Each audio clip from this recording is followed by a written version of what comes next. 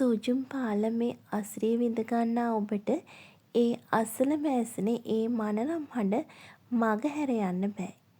ඒ තමයි මීටර් 50ක් ඉහළින් කඩා හැලෙන කුමමතොප්පාන්තයේ තවත් එක් අභිමානයක් වන ගෝරොක්ගාකි දිය ඇල්ල. දිය ඇල්ලේ පාමුලට මේ අනතුර විහිදුණු මාවතේ ඇවිද යන ඔබට ගස්වැල් අතරින් එබී බලන මේ සුන්දරියගේ රූපය ස්වභාවධර්මයේ තියෙන නිදහස ගැන කියා දෙනවා නිසැකයි. පාලමෙන් ජලය මුදා හරින වෙලාවට මේ දර්ශනය දෙගුණ වන්නේ මුළු පරිසරයම එකම දිය උල්පතක් කරමින්.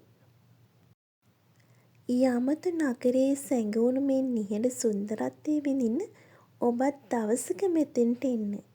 ඒ අත්දැකීම ඔබේ මතකයේ සදාකල් රැඳේවි.